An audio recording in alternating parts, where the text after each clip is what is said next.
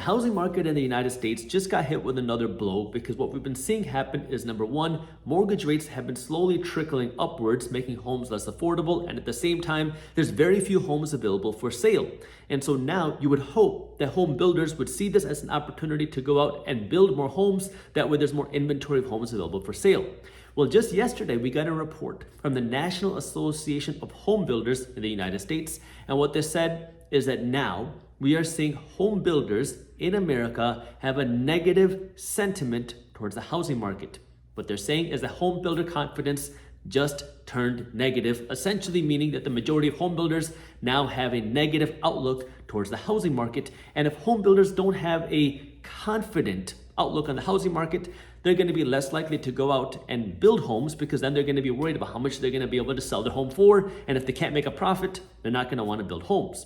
Now, the question is, why are home builders seeing now this negative outlook on the housing market? And according to this report, it's two different things. Number one, it's mortgage rates. And number two, it's the inflationary side, because builders are now facing not only higher costs, but they're also still struggling finding labor to build homes. Starting with the mortgage side, when we saw mortgage rates go above 7% in early 2023, even when we saw mortgage rates rise significantly into late 2022, the big sentiment amongst a lot of people in the real estate space was that mortgage rates would not stay high for long. That if mortgage rates went to 7%, they would just touch 7% and then go back down. We saw reports from the National Association of Realtors and the Mortgage Bankers Association essentially saying that 7% mortgage rates are not here to stay, that mortgage rates are going to be falling quickly by the end of 2023. Now, here we are nearing the end of 2023, which, can you believe we're already almost into 2024? Here we are in the end of 2023, mortgage rates are still rising. And on top of that, we don't know when mortgage rates are going to fall. So now home builders are saying, well, these higher mortgage rates are naturally making homes less affordable for home buyers because prices are not falling. And so home buyers are now deciding to potentially delay buying a home. And if home buyers are not buying homes as fast as they were before, that means homes aren't selling like hotcakes the way that they were before, although a lot of neighborhoods across the country are still seeing this hot housing market. From a builder's perspective, that's not good, because now you might not be able to sell the home for the premium that you were looking for because there's not as many buyers out there. And not to mention the fact that these 7% mortgage rates might be staying around longer and could potentially be going higher. Then on the supply side, what's been happening on the builder side is not only are the construction costs still rising because material costs are going up due to inflation, but also labor is more difficult and more expensive to find, making it more difficult for home builders to go out and continue building more homes that people want to buy. Let me actually read you a quote from this article. It says that the waning sentiment reflects the latest uptick in mortgage rates, which have stayed above 7% for 5 straight weeks, stifling affordability, plus escalating costs for construction, materials, and labor. And so now home builders are having to make a decision. What do we do? Because building a home doesn't happen in 2 days. It could take 6 months, 12 months, 18 months, even 24 months to build a home, depending on how big it is. Or if a home builder is building a whole neighborhood or a subdivision or an apartment complex, it could take a long time. And so not only do they have to look at where the housing market and the economy is today, but now they're having to project out where is it going to be in 12 to 18 months, because not only is it going to take time to build, but it's going to take time to finance, it's going to take time to sell the properties. And so they have to make sure that they can sustain their margins and walk away making a profit. Because if a builder starts to break down tomorrow and they start selling these lots, but they can't sell them fast enough, well, in 12 to 18 months, they could be sitting on this huge neighborhood that they're hoping they could sell the homes for, let's just say $500,000 each, but nobody's willing to pay more than $450,000 per unit. Where now the home builder could potentially be underwater on the unit that they built, and they have debt costs they need to service as well, because every day they can't sell their home, the interest keeps racking up. So they're paying attention to what's going on, and if they're feeling negative about the housing market, they're less likely to build.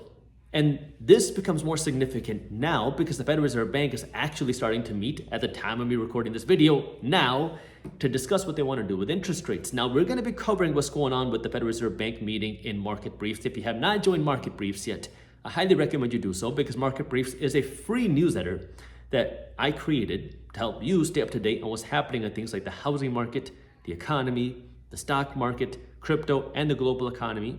You can read market briefs in less than 5 minutes every morning, and it's completely free. So if you have not joined market briefs yet, well, you might as well join because it's free. And I got the link for you down in the description below, where you can go to briefs.co/market. Now, here we are looking at what's going on with interest rates, and the Federal Reserve Bank is now going to have to make a decision on what they want to do with interest rates. And the reason why this is significant is because the sentiment right now is essentially that the Federal Reserve Bank will not raise interest rates this time around. We'll see what they actually do, but the sentiment is essentially that they will not raise interest rates this time around, but they might raise them next meeting. Well, if the Federal Reserve Bank continues to raise interest rates, what is that going to do to mortgage rates? That's going to continue to push mortgage rates higher. And not only that, that also means that mortgage rates will continue to stay higher for longer. And if mortgage rates continue to stay higher for longer, well, that continues to have more of a lasting impact, not just on the housing market, but on the broader economy. And if that continues to have a lasting impact on the broader economy, obviously that means that mortgage rates are expensive, but that also means that it has impacts on the economy, which means slowdowns in the economy, which could also mean layoffs. And layoffs mean less people have an income. And if less people have a potential income, well, that means less people have the ability to go out and buy a home. And so you can start to see why this affects home builders, because what they have been doing already is with the homes that they're building, they've been having to subsidize some of their buyers to incentivize people to go out and buy their home, because home builders have been building homes expecting them to sell them at this price, but because of the higher mortgage rates, sometimes they have to reduce the price to here. Let me actually read you what it said in this report. By the way, if you want to read more about the report, I'll link it for you down in the description. What it says is that due to this mortgage rate shock, builders have been pulling out the stops for buyers. What it says is nearly 1/3 or 32% of home builders had to reduce prices to boost sales in September. That's higher than the 25% that had to cut their prices in August. And this is the highest share of home builders cutting prices since December of 2022. Now, not just that, we've seen that almost 60%, 59% of home builders had to offer some sort of incentive in September to incentivize a home buyer to go out and buy a home in 2023, which shows you that now home builders are having to essentially either cut their costs or give more things, more money, more expenses in order to get somebody to buy their home. And that's significant because, well, if home builders have higher costs, that means they have smaller margins. And if they keep seeing smaller and smaller margins, there's less incentive for them to go out and build homes. Because if home builders are making huge profits, then that's an incentive for them to say, hey, we're making a ton of money. Let's go keep building and keep building more homes, more apartment complexes, because if we're making money, we want to keep doing more of what we're doing. Well, what they're seeing is their profit margins are starting to shrink. Now you got to think about this in terms of the broader housing market, because what we're seeing is supply is low. People don't want to sell their homes, because if you bought your home and you got a 3% mortgage, you don't want to go out and get a 7.5% mortgage today. So you just want to stay in your home. This is what we've been seeing across the board, that most people who are thinking about selling their homes are not interested because they don't want to have to go and jump ship and get a higher mortgage rate. So homeowners don't really want to sell. And now home builders are getting a little bit more cautious on building, which means the supply could potentially stay slower or lower. And at the same time now, on the demand side, demand has been falling because of the higher mortgage rates. And it looks like mortgage rates could potentially be going higher as well because of what the Federal Reserve Bank is doing. And this is why it's so important for you to understand kind of the broader economic scope, not just for you going out and buying a home, but to understand the broader landscape of what's happening in our economy today. Because a lot of people, why they keep saying mortgage rates are going to fall, the Fed's going to cut interest rates, the Federal Reserve Bank is working to fight inflation. And in the last few months, we've been seeing inflation not fall, but inflation has been rising. In fact, what we have been seeing recently is that inflation has been rising faster than expected.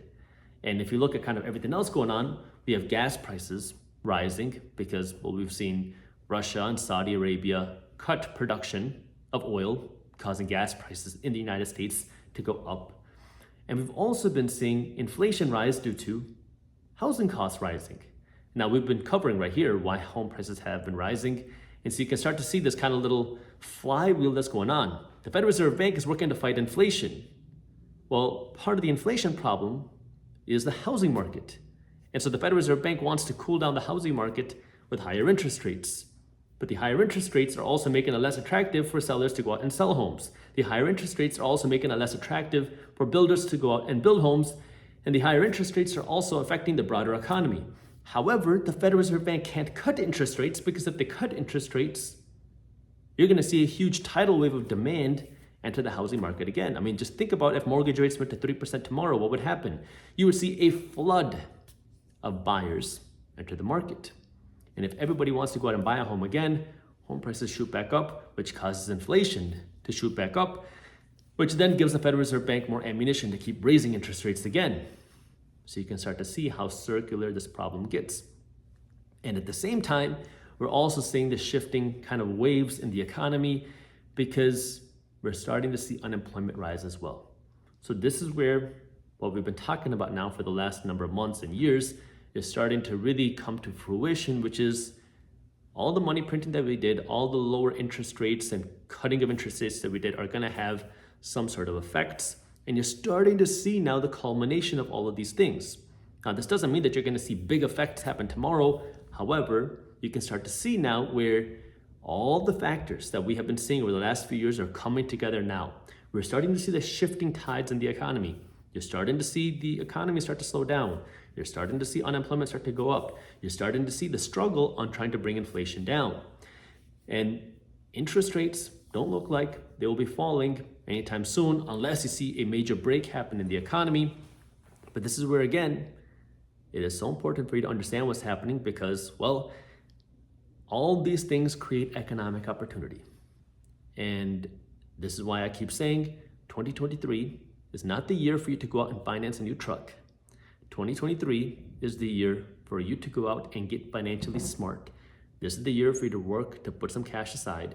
This is the year for you to work on your financial education because all the things that I've been discussing, they create opportunity for those who understand what's happening, and for everybody else, well, it can cause financial pain, and that's why I want you to be on the side of financial opportunity.